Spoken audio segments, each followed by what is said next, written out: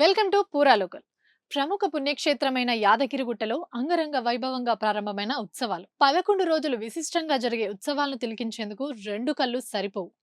ఉత్సవాల్లో భాగంగా సాంస్కృతిక కార్యక్రమాల నిర్వహణకు ప్రత్యేక ఏర్పాట్లు.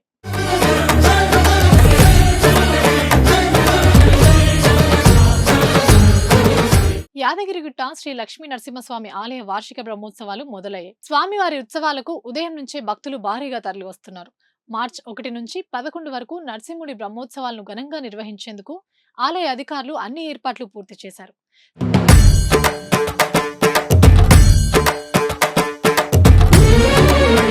స్వస్తి వాచనంతో స్వామివారి ఉత్సవాలకు శ్రీకారం చుట్టారు.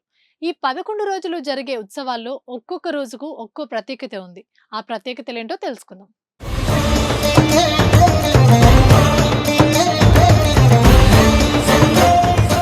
మొదటి రోజున స్వస్తి వాచనంతో మొదలైన బ్రహ్మోత్సవాల్లో 2వ తేదీన ధ్వజారోహణం కార్యక్రమం నిర్వహిస్తారు. 3వ తేదీ నుంచి 6వ తేదీ వరకు ఉదయం సాయంత్రం వేళల్లో స్వామివారికి వివిధ రకాల అలంకారాలు, వాహన సేవలు నిర్వహించనున్నారు. 7వ తేదీ రాత్రి అశ్వవాహన సేవ నిర్వహించిన అనంతరం ఎదుర్కోలు చేస్తారు. 8వ తేదీ రాత్రిన గజవాహన సేవ తర్వాత లక్ష్మీ నరసింహుల కళ్యాణ మహోత్సవం, 9వ తేదీ రాత్రి 7 గంటలకు దివ్య విమాన రథోత్సవం నిర్వహించనున్నారు. 11న అష్టోత్తర శతఘటాభిషేకం, శృంగార డోలోత్సవంతో బ్రహ్మోత్సవాలు పరిసమాప్తి కానున్నాయి. బ్రహ్మోత్సవాలు జరిగే రోజుల్లో అర్జిత సేవలు, నిత్య శాశ్వత మొక్కు కళ్యాణాలు రద్దు చేస్తారు. బ్రహ్మోత్సవాలు ప్రతిరోజు ఇక్కడ జరిగే సాంస్కృతిక కార్యక్రమాలు అద్భుతంగా ఉంటాయి.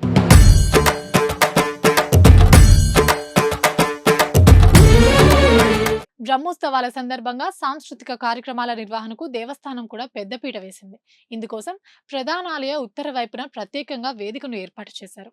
మార్చి 1వ తేదీ నుంచి 3వ తేదీ వరకు నరసింహుడి వైభవంపై గరికపాటి నరసింహరావు ప్రవచనాలు. 4న ప్రముఖ సంగీత దర్శకుడు మాధవ పెద్ది సురేష్ చే భక్తి సంగీత విభావరి. 5న ప్రముఖ జానపద సినీ గాయకురాలు విజయతో భక్తి సంగీత కార్యక్రమం. 6న శాస్త్రీయ సంగీత విద్వాంసుడు తిరుమల తిరుపతి దేవస్థాన ఆస్థాన విద్వాంసుడు గరిమెల్ల బాలకృష్ణ ప్రసాద్ చే అన్నమయ్య సంకీర్తన విభావరి. 7న డాక్టర్ శోభరాజ్తో అన్నమాచార్య త్యాగరాజు కీర్తనలు, భక్తి సంగీతం.